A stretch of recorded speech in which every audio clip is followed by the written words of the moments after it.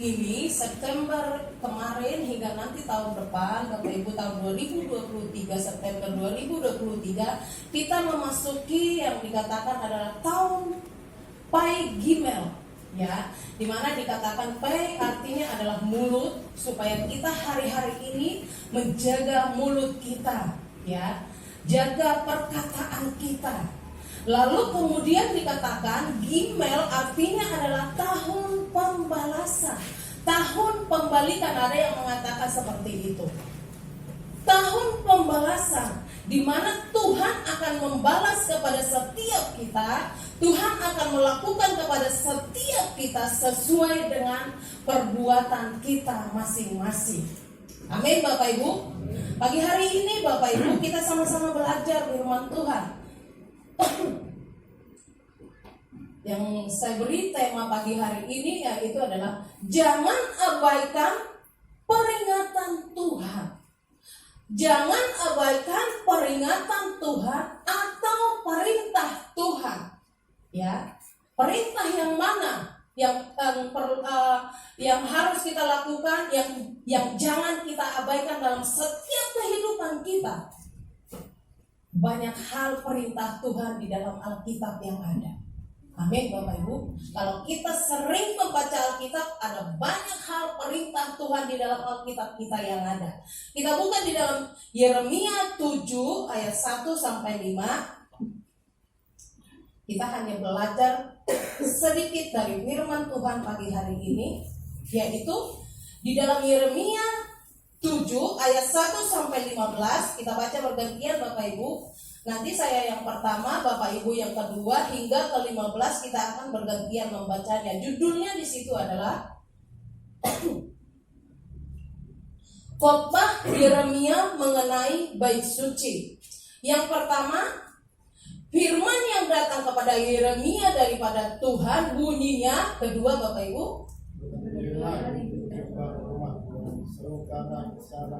belum ketemu semua. Yang kedua Bapak Ibu, yang pertama saya, yang kedua Bapak Ibu, hingga nanti 15 kita akan baca bergantian. Yang kedua, baca secara bersama-sama Bapak Ibu.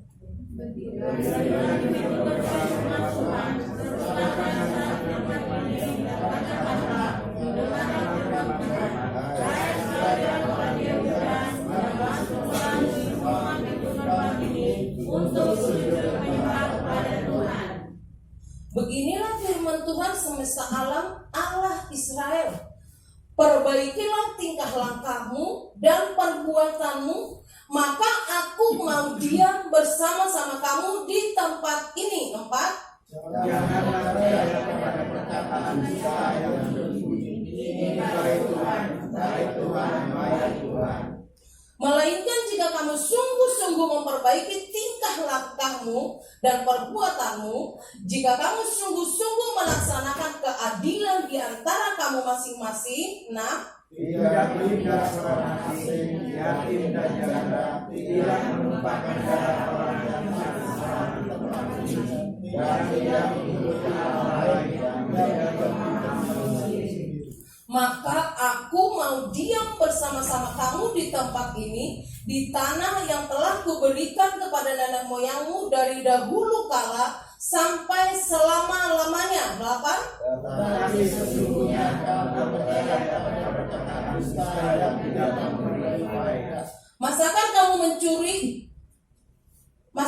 mencuri, membunuh, berzina dan bersumpah palsu, membakar korban kepada Baal dan mengikuti Allah lain yang tidak kamu kenal. Kemudian anda berdiri di hadapanku sampai berkata,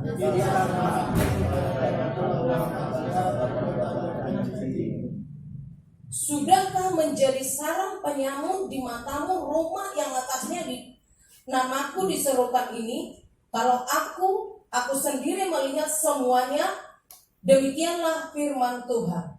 Tetapi aku yang silau-silau, di mana aku mengenal yang dahulu, dari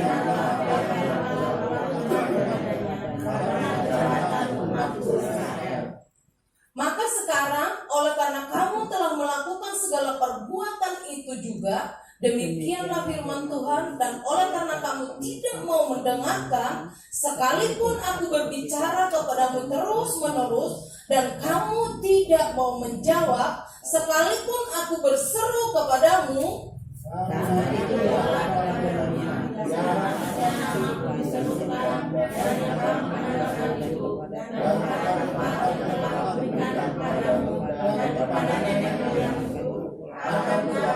seperti yang telah kulakukan pada Sion. 15 sama-sama.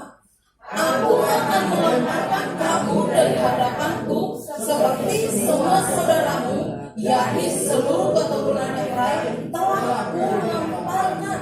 Bapak Ibu, kalau kita membaca firman Tuhan ini, di sini adalah judulnya adalah khotbah Yeremia mengenai bait suci. Ya, Yeremia berkhotbah kepada orang Yehuda pada waktu itu. Di situ dikatakan Bapak Ibu, Tuhan menyuruh Yeremia untuk menegur, mengingatkan bangsa Yehuda, orang-orang Yehuda pada waktu itu. Bapak Ibu, dikatakan di situ tadi yang pertama, firman yang datang kepada Yeremia daripada Tuhan bunyinya, berdirilah di pintu gerbang rumah Tuhan, serukanlah di sana firman ini dan katakanlah, dengarlah firman Tuhan, hai sekalian orang Yehuda yang masuk melalui semua pintu gerbang ini untuk sujud menyembah kepada Tuhan. Pada waktu itu, seperti kalau sekarang ini Bapak Ibu, ketika kita mau masuk ke ibadah seperti itu, lalu di sana adalah asar untuk menyambut jemaat. Ya, pada waktu itu Tuhan menyuruh Yeremia melakukan seperti itu. Ayo kamu berdiri di pintu gerbang, dikatakan. Ayo kamu berdiri di pintu sana, di mana orang Yehuda itu mau masuk, dan ketika mereka mau masuk, kamu akan serukan, dikatakan di situ tadi apa? Serukanlah di sana, dengarlah firman Tuhan, hai sekalian orang Yehuda yang masuk melalui semua pintu gerbang ini untuk sujud menyembah kepada Tuhan. Beginilah firman Tuhan, perhatikan Bapak Ibu, beginilah firman Tuhan semesta alam Allah Israel, perbaikilah tingkah langkahmu dan perbuatanmu, maka aku mau diam bersama-sama kamu di tempat ini. Waktu itu Tuhan menyuruh Yeremia memberitakan ini, menyerukan ini kepada orang Yehuda Bapak Ibu, karena apa? Pada waktu itu mereka melakukan banyak sekali kejahatan. Dari hari Senin sampai Sabtu mereka hidup di dalam dosa Bapak Ibu. Apa yang mereka lakukan? Di situ tadi dikatakan Bapak Ibu, janganlah percaya kepada perkataan dusta yang berbunyi, ini baik Tuhan, baik Tuhan, baik Tuhan. Yang mereka lakukan apa? Mereka itu berkata, itu adalah baik Tuhan. Jangan percaya kepada gereja, jangan percaya kepada baik Tuhan. Lalu selanjutnya dikatakan di situ, melainkan jika kamu sungguh-sungguh memperbaiki tingkah lakumu dan perbuatanmu, jika kamu sungguh-sungguh melaksanakan keadilan di antara kamu masing-masing, tidak menindas orang asing, yatim dan janda, tidak menumpahkan orang yang tidak bersalah di tempat ini dan tidak mengikuti Allah lain. Perhatikan Bapak Ibu, lalu kemudian apalagi yang mereka lakukan? Ada banyak hal yang mereka lakukan, tetapi sesungguhnya kamu percaya kepada perkataan dusta yang tidak memberi faedah. Masakan kamu mencuri, membunuh, berzina, bersumpah palsu, membakar korban kepada Baal dan mengikuti Allah lain yang tidak kamu kenal. Sepanjang hidup mereka Bapak Ibu, Senin sampai Sabtu mereka hidup di dalam dosa, melakukan perzinahan, kebohongan demi kebohongannya ada, hidup berantem, perselisihan satu dengan. Mereka berkata seperti ini. Setiap Senin dan Sabtu mereka hidup di dalam dosa. Hari Minggu mereka datang beribadah. Rencana mereka dan niat hati mereka adalah untuk minta ampun kepada Tuhan dan menguduskan kehidupan mereka. Amin Bapak Ibu. Jadi mereka berpikir Senin sampai Sabtu kita hidup di dalam dosa, hari Minggu ayo kita datang kepada Tuhan, kita kuduskan hidup kita kuduskan diri kita. Jadi hidup di dalam kekudusan itu minta ampun kepada Tuhan hanya di hari Minggu saja. Lalu Tuhan suruh Yeremia, ayo ingatkan kepada mereka supaya mereka memperbaiki tingkah laku mereka, supaya mereka memperbaiki kehidupan mereka, supaya mereka memperbaiki perbuatan mereka.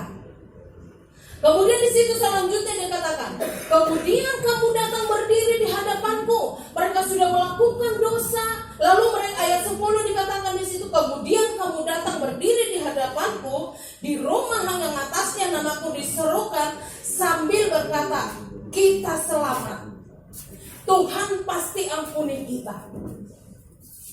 Ketika kita melakukan dosa Bapak Ibu, ketika kita datang kepada Tuhan minta ampun, Tuhan pasti akan mengampuni kehidupan kita. Sebab Dia adalah Allah yang Maha Pengampun. Dia adalah Allah yang Maha Pengasih. Tetapi kalau setiap kali seperti itu, Senin sampai Sabtu hidup di dalam dosa, setiap minggu datang ke rumah Tuhan, karena mereka menyangka Tuhan pasti mengampuni kita. Iya, Tuhan mengampuni setiap kehidupan kita. Tetapi perhatikan Bapak Ibu, sudahkah menjadi syarat penyamut di matamu rumah yang atasnya namaku diserukan ini? Kalau aku sendiri melihat semuanya, demikianlah firman Tuhan. Tetapi baiklah, pergilah dahulu ke tempatku yang di Silo. Di Tuhan menyuruh, perhatikan umatku yang di Silo, apa yang aku lakukan kepada mereka, ya. Tetapi baiklah pergi dahulu ke tempatku yang di Silo itu, di mana aku membuat namaku diam dahulu. Dahulu aku diam di situ, dan lihatlah apa yang telah kulakukan kepadanya karena kejahatan umatku Israel. Maka sekarang oleh karena kamu telah melakukan segala perbuatan itu juga, demikianlah firman Tuhan. Dan oleh karena kamu tidak mau mendengarkan, sekalipun aku berbicara kepadamu terus menerus, dan kamu tidak mau menjawab, sekalipun aku berseru kepadamu, karena itulah kepada rumah yang atasnya namaku diserukan dan yang kamu andalkan itu, dan kepada tempat yang telah kuberikan kepadamu dan kepada nenek moyangmu itu, akan kulakukan seperti yang telah kulakukan kepada Silo. Aku akan melemparkan kamu dari hadapanku seperti semua saudaramu, yakni seluruh keturunan Efraim telah kulemparkan. Perhatikan baik-baik firman Tuhan ini Bapak kita. Sebab dikatakan Tuhan juga pasti akan marah. Kita sendiri hidup sebagai orang tua mungkin ya. Kalau kita memiliki anak, sudah dinasehati, berubah satu hari, besok seperti itu lagi, dinasehati lagi. Orang tua gak bosan-bosannya menasehati dan mendoakan anak. Tetapi karena terus seperti itu dan terus melakukan dosa, pasti suatu saat orang tuanya berkata seperti ini. Kalau kita pernah melihat juga di sinetron, hari ini kamu tidak akan menjadi anakku lagi, kamu keluar dari warisan, seperti ini. Karena saking bandelnya, sudah ditegur, sudah dinasehati, sudah didoakan, tapi terus hidup di dalam dunia, tidak ada perubahan dalam kehidupannya, membuat orang tuanya sakit hati terus. Lalu perhatikan Bapak Ibu, Tuhan pasti akan marah. Dikatakan tadi di situ yang ayat ke-10 itu, perhatikan dulu saudaramu yang ada di Silo. Aku dulu tinggal di situ, tapi karena mereka tidak mendengarkan firman Tuhan, mereka mengabaikan perintah Tuhan, peringatan Tuhan dalam kehidupan mereka. Lalu aku, dikatakan di situ tadi apa Bapak Ibu? Lalu aku akan melemparkan mereka dari hadapanku. Saya berdoa Bapak Ibu, supaya Tuhan tidak menjauhkan kita dari hadapan Tuhan. Supaya Tuhan tidak menyingkirkan kita dari hadapan Tuhan. Amin Bapak Ibu. Supaya kita tetap dalam lindungan Tuhan, pemeliharaan Tuhan, berkat Tuhan terus tercurah atas kehidupan kita. Mari kita di firman Tuhan ini mengingatkan kepada setiap kita Bapak Ibu, perbaiki kehidupan kita, perbaiki perbuatan-perbuatan kita selama ini. Bait suci juga berkata, tidak hanya sebuah gedung saja, bait suci juga adalah tubuh kita. Amin Bapak Ibu. Coba baca 1 Korintus 6 ayat 19. Mungkin kalau ada yang sudah temukan, nanti kita akan kembali ke sini Bapak Ibu. 1 Korintus 6 ayat yang 19. Kita baca sama-sama Bapak Ibu. 1, 2, 3. Atau tidak tahukah kamu bahwa tubuhmu adalah bait Roh Kudus yang diam di dalam kamu, Roh Kudus yang kamu peroleh dari Allah, dan bahwa kamu bukan milik kamu sendiri. Tubuh kita ini adalah bait Roh Kudus, saudara. Amin. Tubuh kita ini adalah bait Tuhan, bait Roh Kudus. Oleh sebab itu, ayo perbaiki kehidupan kita. Perbaiki hidup kita, perbaiki perbuatan kita dalam setiap kehidupan kita. Kenapa kita harus, Bapak Ibu? Kenapa harus kita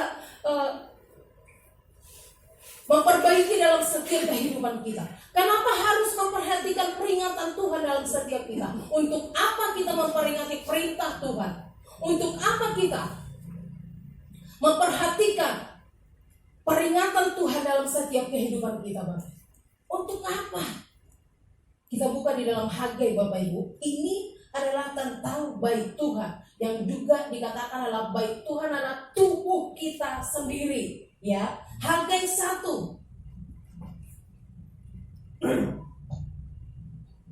Hagai 1 ayat yang kelima, Bapak Ibu. Hagai 1 ayat 5 sampai 10. Kita baca juga sama-sama Bapak Ibu. Dikatakan di situ, kenapa kita harus memperhatikan atau memperhatikan perintah Tuhan, peringatan Tuhan dalam setiap kehidupan kita. Yang pertama dikatakan di situ Hagai 1 ayat 5 sampai 10. Oleh sebab itu, beginilah firman Tuhan semesta alam. Perhatikanlah keadaanmu. Kamu menabur banyak tetapi membawa pulang hasil sedikit. Kamu makan tetapi tidak sampai kenyang. Kamu minum tetapi tidak sampai puas. Kamu berpakaian tetapi badanmu tidak sampai panas. Dan orang yang bekerja untuk upah, ia bekerja untuk upah yang ditaruh di dalam pundi-pundi yang berlubang. Beginilah firman Tuhan semesta alam. Perhatikanlah keadaanmu.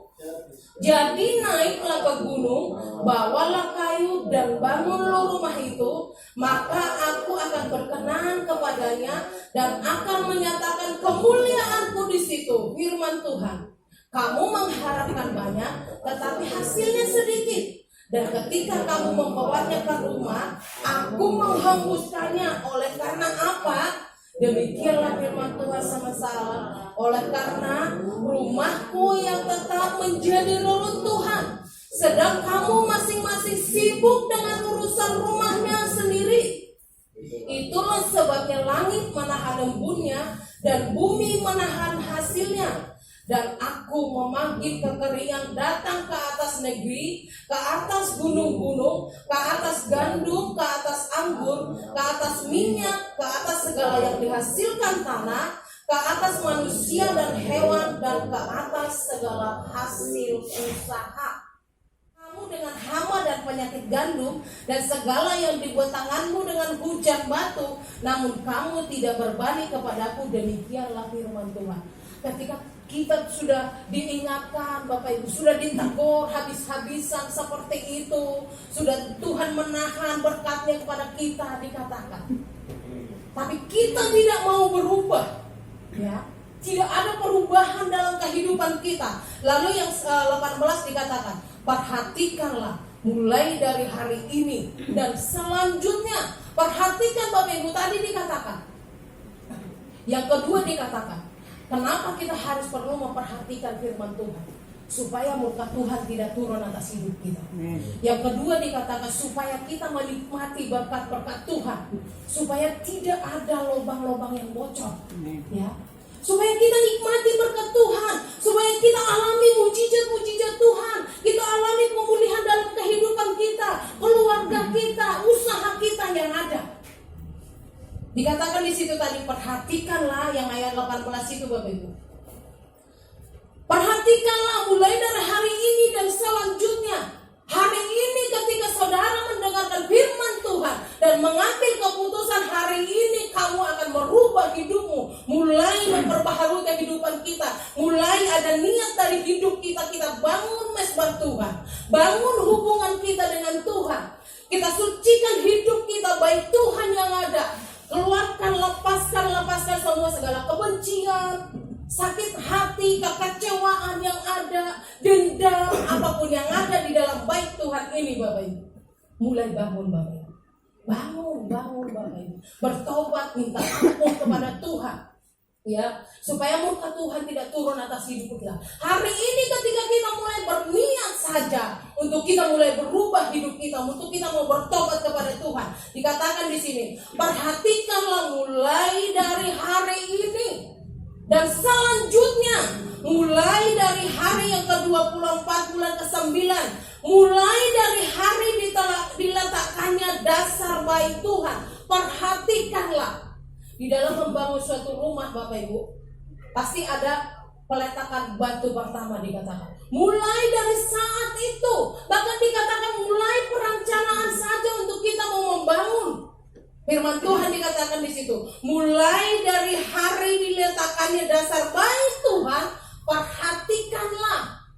Firman Tuhan kepada setiap kita ayat 19, apakah benih masih tinggal tersimpan dalam lumbung? Bapak Ibu, masih adakah lumbung? Masih adakah benih di dalam lumbung kita saat ini? Masih adakah pengharapan kepada Tuhan saat ini Bapak Ibu? Lalu selanjutnya dikatakan, dan apakah pohon anggur dan pohon ara, pohon delima dan pohon zaitun belum berbuah? Saat ini kita belum menghasilkan buah dalam setiap kehidupan kita. Dikatakan di situ, pohon anggur, pohon ara, semua mengalami kekeringan. Dalam setiap hidup kita, kita buat usaha ini, tapi sepertinya tadi dikatakan Tuhan menutup embun. Tuhan tidak memberikan hujan karena tidak memperhatikan perintah Tuhan. Tapi dikatakan di situ, apakah benih masih tinggal tersimpan dalam lumbung? Lihatlah, dikatakan, perhatikanlah. Kalau saat ini Tuhan izinkan proses terjadi dalam kehidupan kita, rasanya sudah tidak ada lagi pengharapan kepada Tuhan.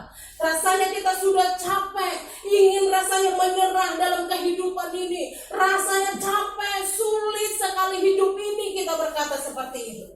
Perhatikan firman Tuhan ini Bapak Ibu. Apakah pohon anggur dan pohon ara, pohon delima dan pohon zaitun belum berbuah?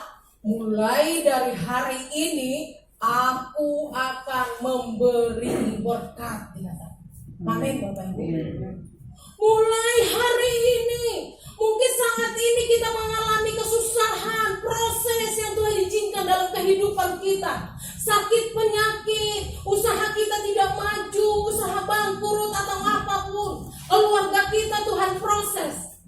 Tapi dikatakan firman Tuhan, dan perhatikanlah firman Tuhan. Apakah benih masih ada dikatakan tersimpan dalam lumbung, dan apakah pohon anggur dan pohon ara, pohon delima dan pohon zaitun belum berbuah? Kalaupun saat ini kita belum melihat, tapi perhatikanlah, mulai dari hari ini aku akan memberi berkat. Ada amin Bapak Ibu. Mulai dari hari ini, ketika engkau memperhatikan firman Tuhan, ketika kita mulai hari ini ambil keputusan, kita mau berubah dari hidup kita, kita mau sungguh-sungguh kepada Tuhan, dan kita mau mengambil keputusan membangun bait Tuhan, bangun mesbah Tuhan, bangun kehidupan kita, perbaiki hidup kita, perbaiki hidup kita yang sudah runtuh, dikatakan yang sudah rusak. Perhatikanlah, mulai hari ini Tuhan akan memberi berkat kepada setiap kita. Amin. Tuhan akan memulihkan kehidupan kita. Tuhan akan mengadakan mujizat-mujizat dalam setiap hidup. Amin Bapak Ibu. Amin, puji Tuhan Bapak Ibu. Mari kita perhatikan firman Tuhan ini dengan sungguh-sungguh dalam hidup kita. Kita lakukan dan kita menjadi pelaku-pelaku firman Tuhan. Yang pertama tadi dikatakan penting bagi kita memperhatikan peringatan Tuhan dalam hidup kita Bapak Ibu, supaya murka Tuhan tidak turun dalam kehidupan kita. Yang kedua, kenapa kita harus perlu memperhatikan kehidupan kita, memperhatikan peringatan Tuhan dalam kehidupan kita, supaya kita boleh menikmati berkat-berkat Tuhan, supaya kita boleh menikmati, alami mujizat-mujizat Tuhan dalam kehidupan kita. Ada pemulihan demi pemulihan dalam usaha, keluarga, pekerjaan yang ada. Amin Bapak Ibu. Mari kita